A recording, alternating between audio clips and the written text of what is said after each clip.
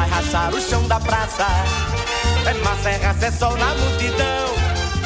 E quando o galo sai, engole o mundo. Recife vira um grande coração. O preto vai rachar o chão da praça. Acha! É massa, é raça, é sol na multidão. E quando o galo sai, engole o mundo. Recife vira um grande coração. Eu não sei o que faço, tô muito doido, eu vou me acabar. Saí das 5 pontas de lá na curva, eu não posso parar. Se chega na pracinha inteira, o bolinho nem quero pensar.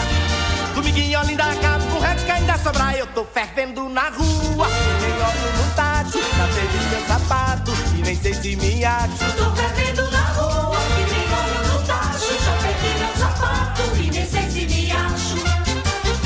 Segura o sapato aí, vixe Maria.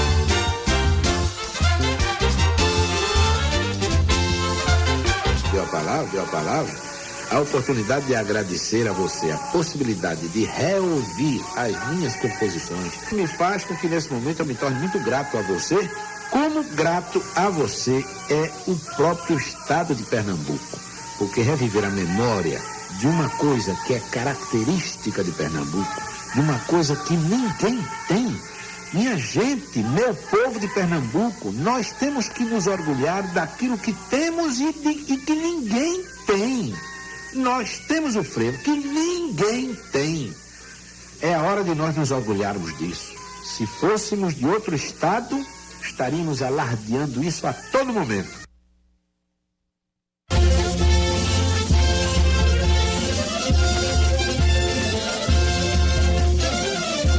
Chegamos ao final da audição de hoje do programa Frevo, Patrimônio Cultural da Humanidade. Esteve com os senhores Hugo Martim.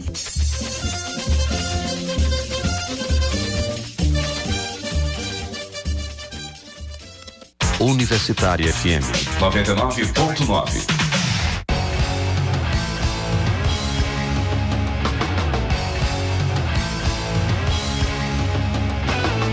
Programa Fora da Curva, jornalismo, crítica e diversidade. Bom dia, ouvinte da Rádio Universitária, nossa rádio pública. Agora são 11 horas e 30 minutos e está no ar o Fora da Curva, sua dose diária de jornalismo, crítica e diversidade. Meu nome é Bruno Nogueira, eu sou professor da Universidade Federal de Pernambuco e hoje estou acompanhado no estúdio pelo cientista político Sérgio Ferraz e também por Joanildo Buriti, que é professor no programa de pós-graduação em Sociologia da UFPE e pesquisador na Fundação Joaquim Nabuco. Bom dia. Bom dia, Bruno. Bom dia. Essa semana, o Fora da Curva fez uma série especial chamada Podemos Falar em Golpe? E desde segunda-feira trouxemos temas específicos para explicar e contextualizar um pouco o momento político que o país está passando. Você pode conferir todos os programas em nosso canal no YouTube, basta procurar por Programa Fora da Curva e também em nossa página no Facebook, facebook.com/Programa Fora da Curva. Hoje, encerrando a série, vamos falar sobre as próximas eleições. Lembrando que na nossa página você também pode interagir e participar do programa mandando perguntas aqui para nossos convidados. Em outubro, o Brasil deve eleger o próximo presidente da República e também governador, senador, deputado federal, estadual. Mas todo dia tem tido uma surpresa nova, no país, de ameaças de intervenção militar e até suspensão de eleições. Eu acho que para abrir a nossa conversa, a pergunta inevitável a ser feita é: nós vamos ter eleições, Para vocês, é possível prever se as instituições democráticas vão seguir funcionando até outubro para garantir isso ou as eleições estão ameaçadas? Bom, eu acho que nós não vivemos uma situação de normalidade, nem do ponto de vista institucional e nem do ponto de vista das atitudes da população, observadas através de algumas pesquisas recentes, inclusive comparando o contexto brasileiro com outros países latino-americanos. Nós não sabemos em que condições as eleições desse ano acontecerão do ponto de vista do procedimento normal eleitoral, tudo se passa agora como se elas estivessem asseguradas, mas por outro lado a gente tem tido essas várias indicações nos últimos 2 anos de oscilações muito complicadas em termos do comportamento das instituições, né, inclusive do Supremo Tribunal Federal, de onde sai a liderança máxima do Tribunal Superior Eleitoral, etc. Então, embora eu acho que não é o momento ainda da gente alarmar que não vai haver eleição, eu acho que é importante a gente enfatizar que essas eleições estão cercadas de um descrédito profundo na democracia, não só nas instituições brasileiras, mas na democracia, né? E também numa instabilidade do comportamento das instituições encarregadas de assegurar que essas instituições democráticas funcionem. E você, Sérgio? Eu concordo em parte com o Joanildo, mas eu queria frisar um outro aspecto. Eu concordo que há gente poderosa que trabalha já com a hipótese de suspender o calendário eleitoral. Mas eu ainda acho que a maior probabilidade é que a gente tenha o calendário eleitoral respeitado, ainda que seja um calendário formatado de acordo com os desígnios das forças que estão dominando. Ou seja, um calendário em que nós vamos ter as eleições com a exclusão do principal líder popular do país, com a exclusão do candidato favorito em todas as pesquisas. Quer dizer, é um calendário já constrangido. Ainda assim, eu acho importante, do ponto de vista das forças progressistas, valorizar esse campo. Porque é no campo do voto que as forças que defendem a democracia, que defendem o Estado de Direito, que defendem as conquistas sociais, têm mais força do que as forças conservadoras. Todas as apostas, reparem que todas as apostas que foram feitas quanto ao judiciário falharam. No primeiro grau, na segunda instância em Porto Alegre, no Superior Tribunal de Justiça e no próprio Supremo Tribunal Federal, como o Joanildo ressaltou. Então, eu acredito que, do ponto de vista dos que querem bloquear a degradação progressiva das nossas instituições, manter esse calendário e levar a sério a possibilidade de uma união das esquerdas, de uma união das forças progressistas, é uma aposta vital. Porque acreditar naqueles que um dia se propuseram a serem os guardiões da Constituição tem se revelado uma fonte inesgotável de frustrações para a sociedade brasileira. E se mantendo o calendário, vocês acreditam que o PT tem insistido bastante nisso, né? Persistido bastante nisso? Vocês acreditam que é possível uma candidatura de fato de Lula? O que vocês acham? Que você começou a falar aí desse cenário em relação à esquerda, né? Lula, ele é favorito na maioria das pesquisas, né? No caso de uma candidatura dele não acontecer, o que é que acontece com esses votos? Que cenário vocês imaginam? Então, eu acho que a gente aí desde que o TRF, no dia, salvo engano, 25 de janeiro, condenou Lula em segunda instância, estava posta concretamente o enquadramento do ex-presidente na lei de ficha limpa. A partir daí, vários cenários se abriam.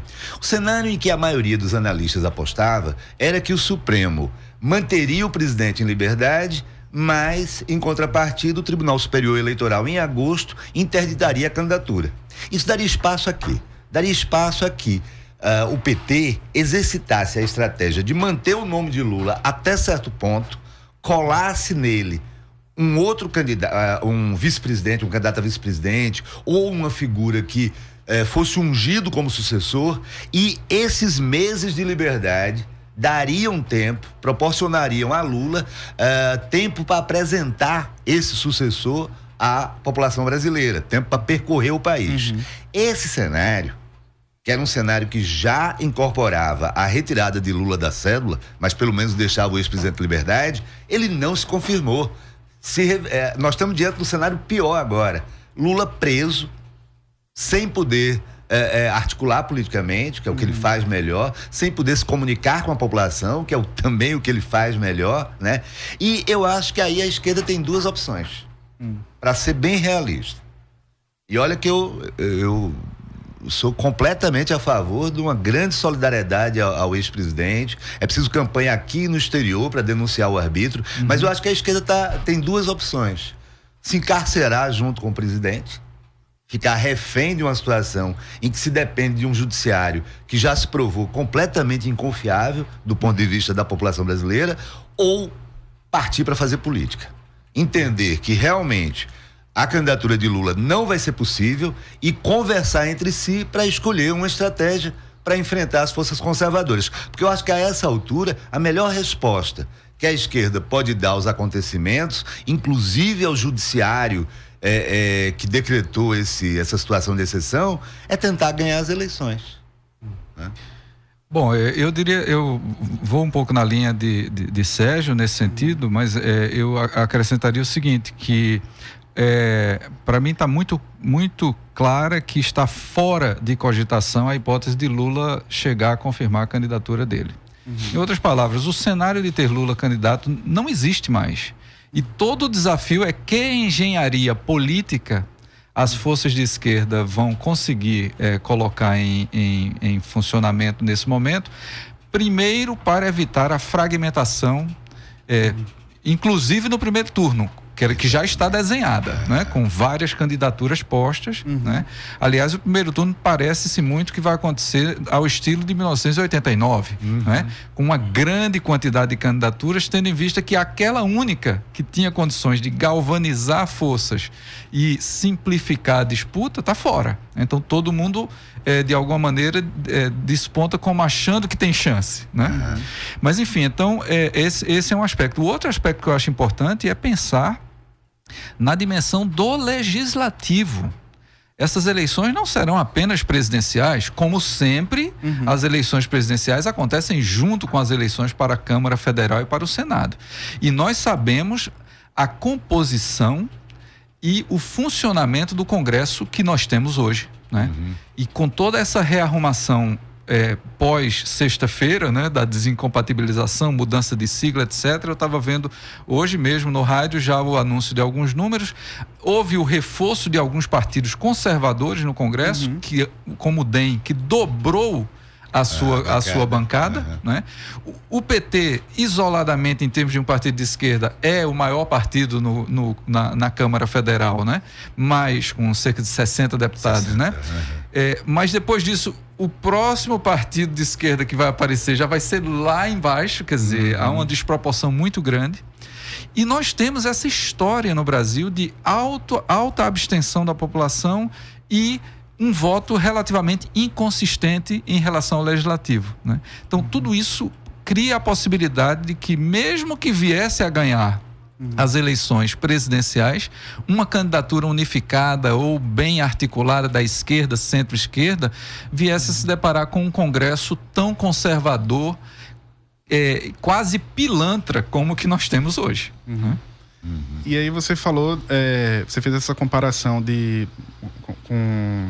da gente ter diversos candidatos, né? Da gente ter uma quantidade muito grande de candidatos a presidente, mas até para ajudar nosso ouvinte a entender um pouco quais vocês acham que devem ser as principais candidaturas, né? Qual o cenário dominante dessa eleição de outubro?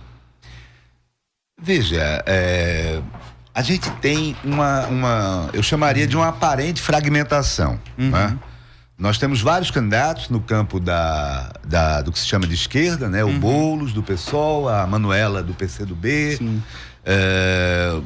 o Ciro Gomes, do PDT, né? A expectativa em torno de qual vai ser a decisão da direção do Partido dos Trabalhadores, né? Se vai lançar um candidato próprio, se vai persistir. Se o PSB lança candidato, né? Se o PSB vai mesmo lançar Joaquim Barbosa, há um crescimento dessa expectativa. Mas eu chamei de aparente, isso do lado da esquerda, né? No campo conservador, a gente tem aí as candidaturas do Rodrigo Maia, do próprio presidente Temer, né? Que mesmo com os índices de popularidade na lona, insiste em que seria o candidato, né? A candidatura de Geraldo Alckmin, né? O ex-governador de São Paulo. Bolsonaro, a candidatura de Jair Bolsonaro, né? Ou seja, você tem uma... Sim, você tem... Marina. E a candidatura de Marina, que a gente também não pode esquecer, né? Candidatura bem enfraquecida, que não conseguiu, embora tenha ainda índices razoáveis, talvez por conta do recall, né? Ter disputado já várias eleições, mas você veja que ela não conseguiu o número mínimo de deputados federais, agora na janela partidária, para sequer garantir presença nos debates, né? Há também um dado interessante nessa janela. Você veja que político tem um faro de poder futuro muito grande. E veja que Jair Bolsonaro, contraditoriamente aos índices que sustenta nas pesquisas, ele não conseguiu atrair sequer 10 deputados para o partido que ele está, né? Isso me parece um indicador interessante também para a gente analisar. A minha aposta do lado dos candidatos conservadores, como eu estava conversando aqui com o Joanildo, é que eu acho que a gente vai ter uma coordenação. Essas candidaturas de Rodrigo Maia e de Michel Temer não são exatamente para valer, né? Michel Temer está preocupado com o futuro dele em 2019. Ele quer aumentar o poder de barganha dele para se proteger. Rodrigo Maia também está preocupado mais em garantir, talvez, a sua continuação à frente da Câmara dos Deputados. Então as pessoas estão fazendo manobras para aumentar o seu cacife político, né? Tem a candidatura do Meirelles também, que eu esqueci de citar, né? Que essa é uma candidatura que me parece também bastante inviável, né? Então eu acho que quando a gente chegar e depois da Copa do Mundo, vai haver sim uma convergência. A minha aposta é que a convergência se dará em torno do Geraldo Alckmin. E por quê, né? Basicamente porque Geraldo tem palanques estaduais sólidos, tem recurso, tem apoio da elite, tem apoio da grande mídia, né? Tem tempo de televisão e além de tudo isso, ele claramente tem a boa vontade do Poder Judiciário, né? A decisão recente da Procuradoria-Geral da República e do STJ de mandar o processo dele para a Justiça Eleitoral, processo esse que é semelhante a vários outros que foram remetidos para a Lava Jato, sugere que há um tratamento diferenciado para Geraldo Alckmin e sugere que ele sim é o candidato das forças conservadoras hoje, né? Diante disso, eu acho que a tarefa para a esquerda parece clara, né? Manter a fragmentação significa o risco de sequer estar no segundo turno, de um segundo turno entre dois candidatos conservadores. Paradoxalmente, num cenário em que há uma disposição da população de votar contra o que está aí. Então eu acho que está nas mãos dos partidos progressistas, e aí eu acho que a gente tem que ser amplo, tem que pensar do centro-esquerda até a esquerda, né?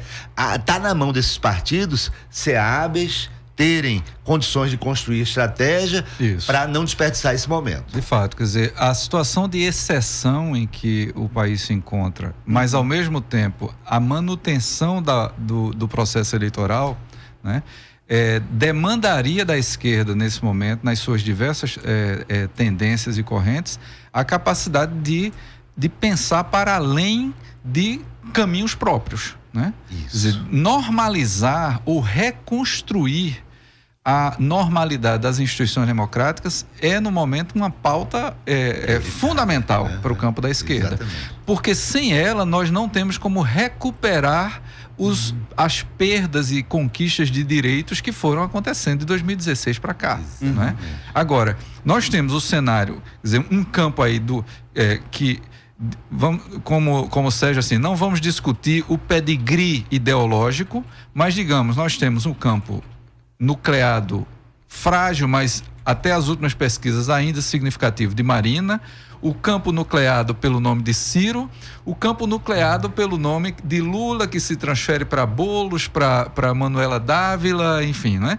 Então, há pelo menos 3 posições principais no campo da esquerda que, se não forem capazes de conversar, né, e de convergir em torno de uma candidatura, vão entrar divididos no processo eleitoral, né, e podem ensejar que, por essa fragmentação do voto antigovernamental que a gente tem hoje previsto, você tenha, na verdade, 2 candidaturas conservadoras indo para o segundo turno, né?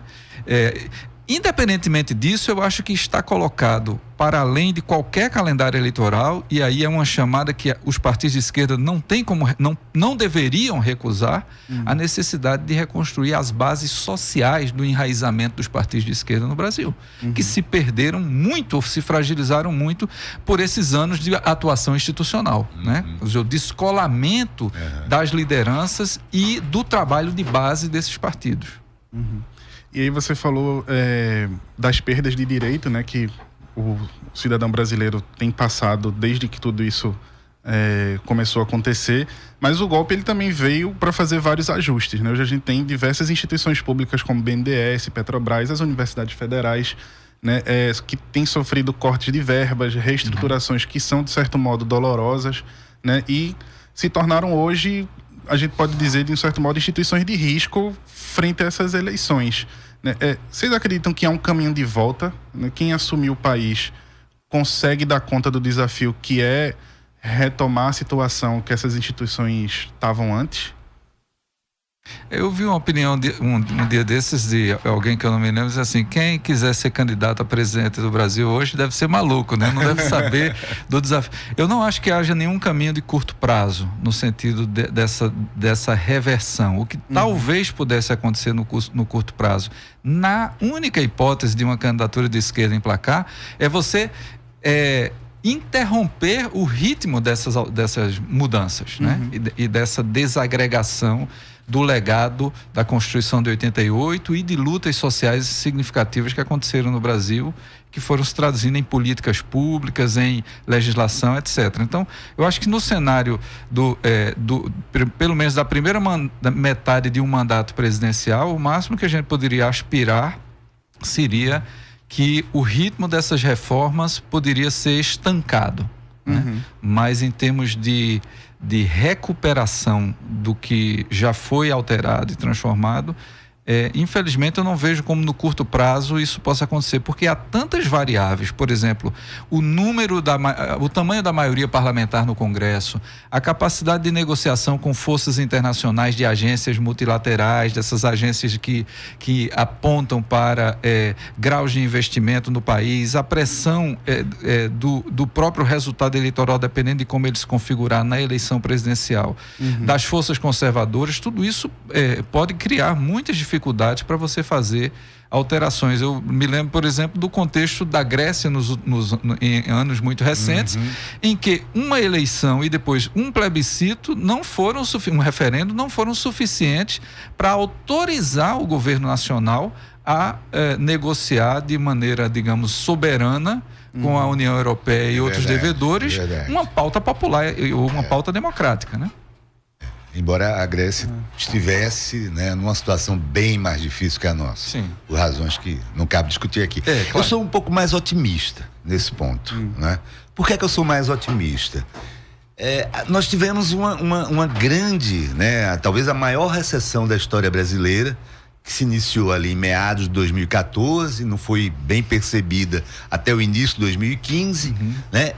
Mas que se tornou, desde os anos 30 do século XX, a experiência mais catastrófica em termos de desemprego, em termos de regressão de conquistas, né? Em termos de sofrimento da população, perda de horizonte. Por que é que isso foi agravado? Por que é que isso se tornou tão dramático?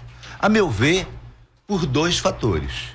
A decisão, ainda do governo petista de Dilma, de fazer um ajuste neoliberal com Joaquim Levy à frente, que significou um estelionato eleitoral em relação às promessas que ela própria tinha feito no segundo turno, e depois a ascensão do governo Temer, que trouxe embutida na negociação para assumir o poder uma agenda absolutamente caudatária dos interesses do mercado financeiro paulistano, dos interesses da agenda mais egoísta, mais estreita, centrada na visão dos segmentos extremamente privilegiados desse país.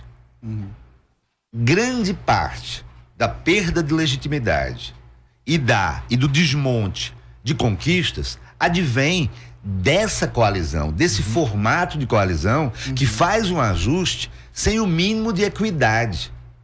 dentro do próprio empresariado, dentro das próprias classes médias.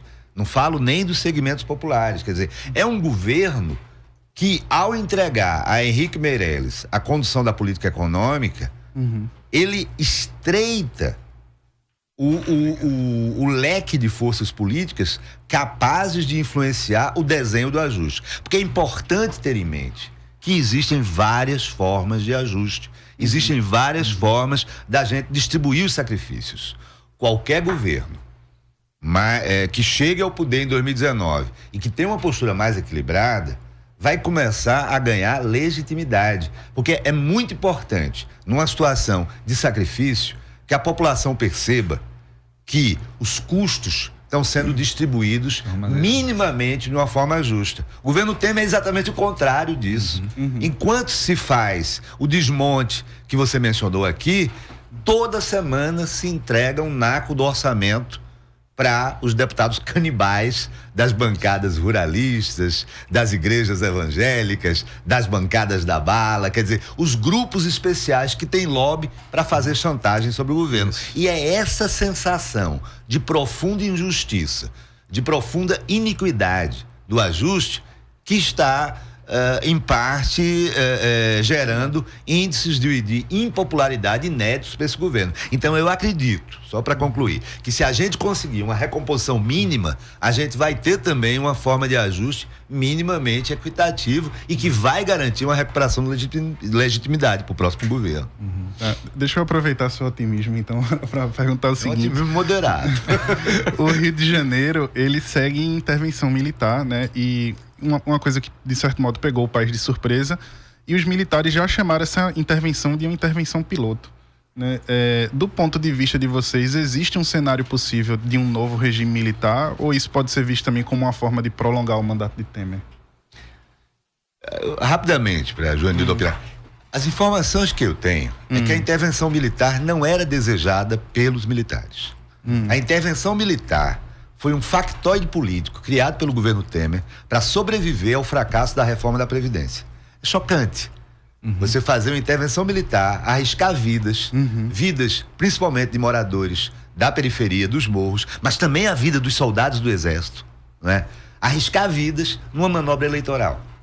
Há informações seguras de que os principais comandantes do Exército ficaram extremamente aborrecidos com a decisão a que tiveram que se submeter, né? Então, eu não acredito que é uma intervenção piloto, porque eu não acredito que a mão forte na atual conjuntura está exatamente com o Exército e muito menos com o governo Temer. A mão forte está com o judiciário, com a grande mídia, e principalmente agora que, de alguma maneira, a liderança que eles estão propondo, essa pretensa campanha de moralização que eles propõem, ganhou uma certa chancela militar, mas como fator coadjuvante, né? O famoso Twitter do comandante do Exército na véspera da decisão do Supremo lá é mais ou menos uma chancela ao que a Lava Jato vem fazendo com a aquiescência dos tribunais superiores. Então, sinceramente, eu não acredito nisso. Eu também acho que não há no cenário nenhum sinal concreto. Claro, existe a insatisfação de quem entende a democracia como sendo essencialmente, exclusivamente um governo civil, um regime civil. Há uma insatisfação que a gente tem que externar sempre quando de pessoas vinculadas ao alto comando das Forças Armadas ou de setores das Forças Armadas fazem pronunciamentos que soam intimidatórios, soam como indiretas para as instituições, etc. Com todos os protestos em contrário que o próprio comandante do Exército fez, né?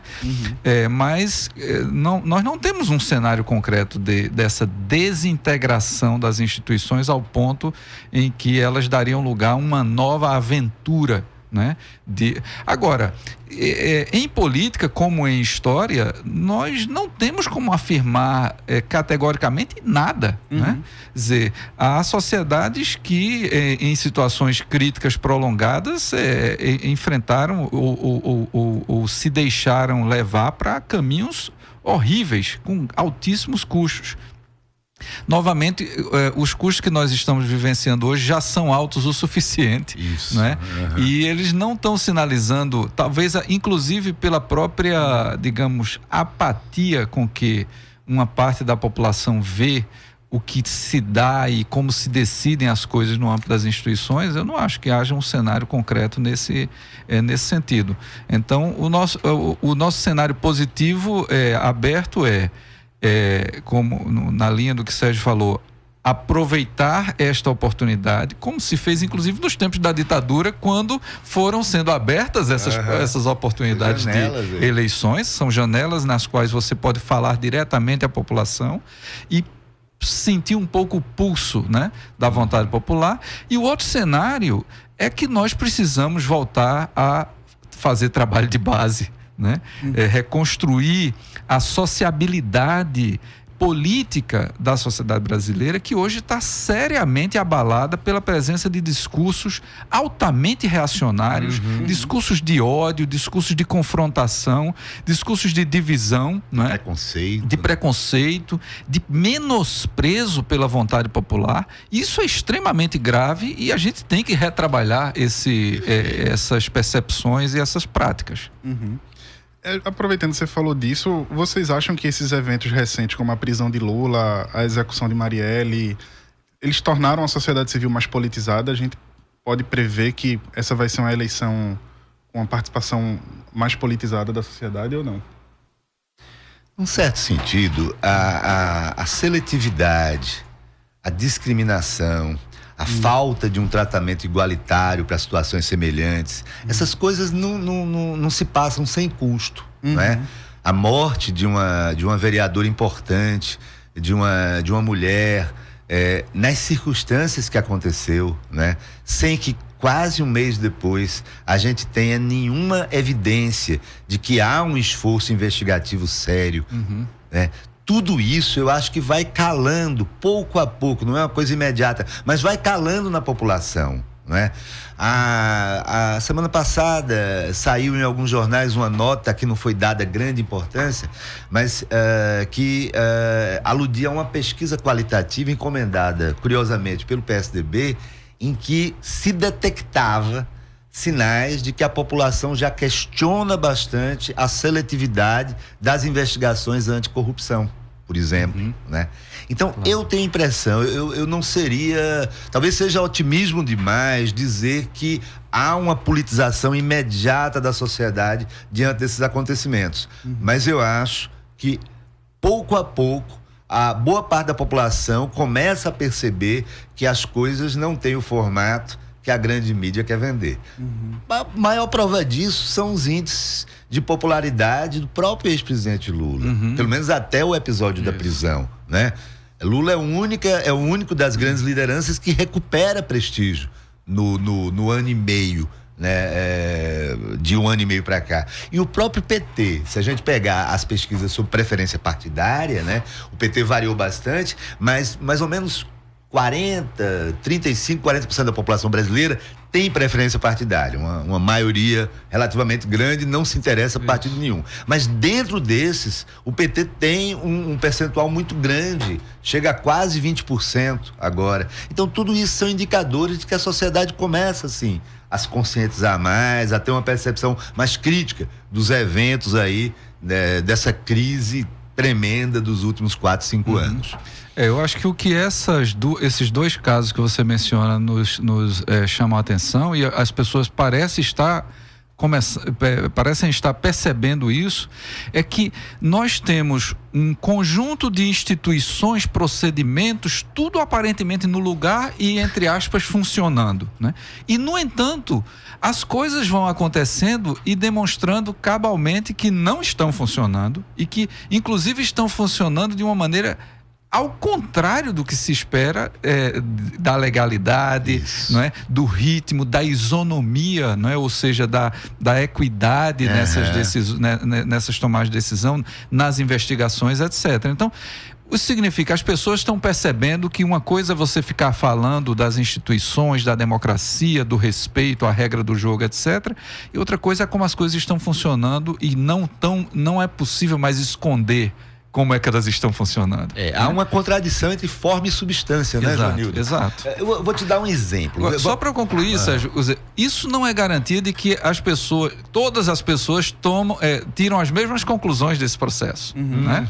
Então, por exemplo, pessoas de índole mais conservadora, elas podem dizer, tá vendo aí, não estão funcionando, nós precisamos de soluções de força para botar a ordem na casa. Enquanto que pessoas de uma sensibilidade mais à esquerda poderão exatamente dizer, nós estamos novamente na necessidade de reconstruir uma sociedade democrática, um Estado de Direito, etc, etc. Então, enfim, nós não temos garantia de que lições as pessoas tiram da observação dos mesmos fatos, né? É verdade.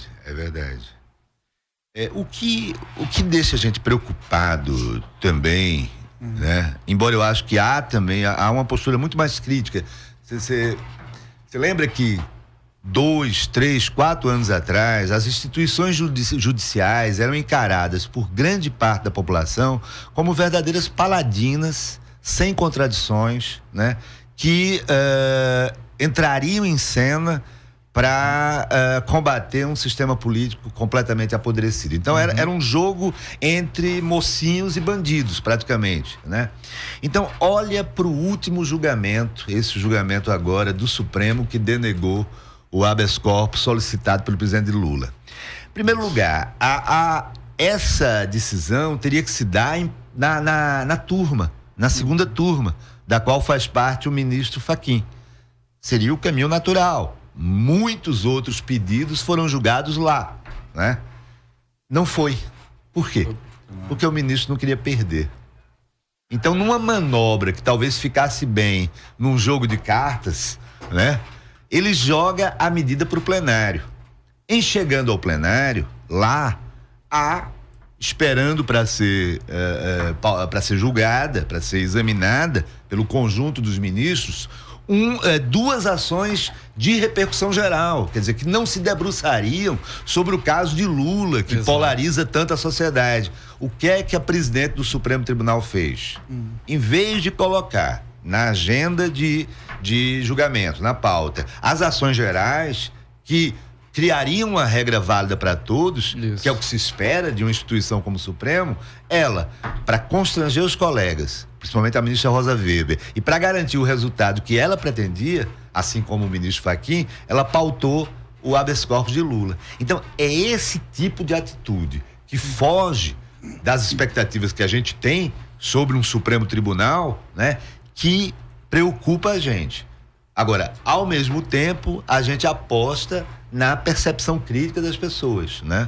Diante desses fatos aí, na corrosão desse cenário de mocinhos e bandidos que é extremamente ingênuo, né? Uma coisa importante é perguntar como se comportará a mídia nesses próximos meses, né? Se a gente pensar, por exemplo, na cobertura que a Globo fez das vésperas da prisão de Lula, da sexta para o sábado, né?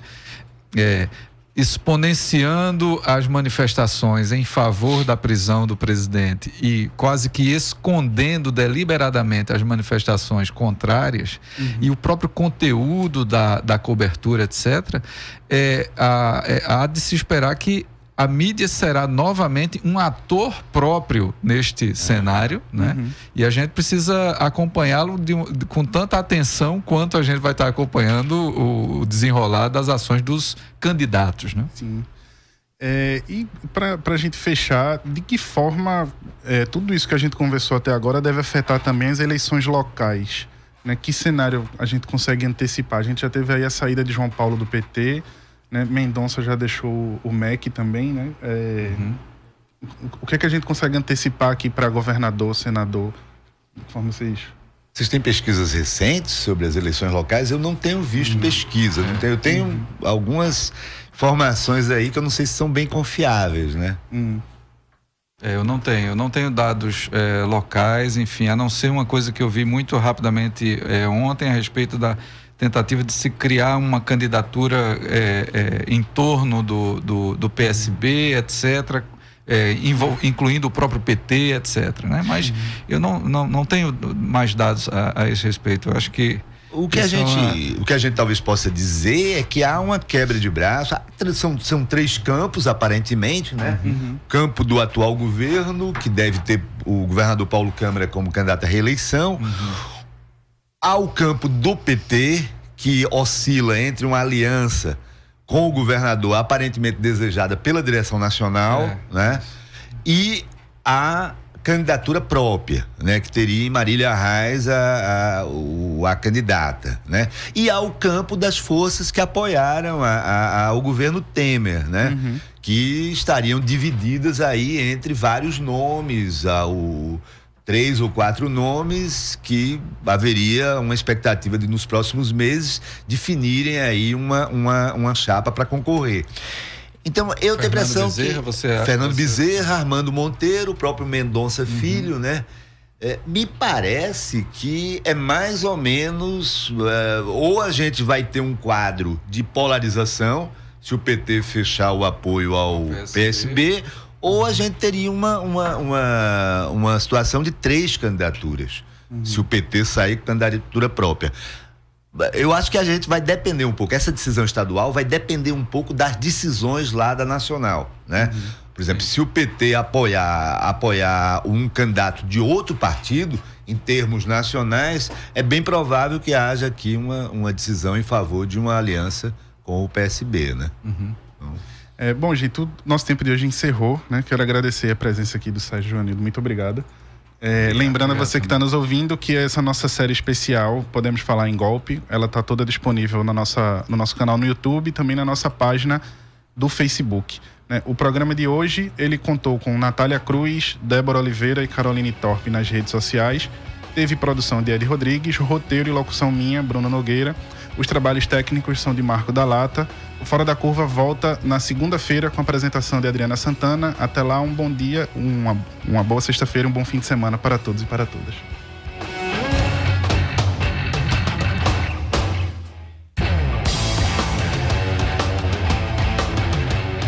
O programa Fora da Curva é uma realização do Departamento de Comunicação Social com o apoio do Departamento de Sociologia, do Núcleo de Design e Comunicação do Centro Acadêmico do Agreste e do Núcleo de Rádio e TV Universitária.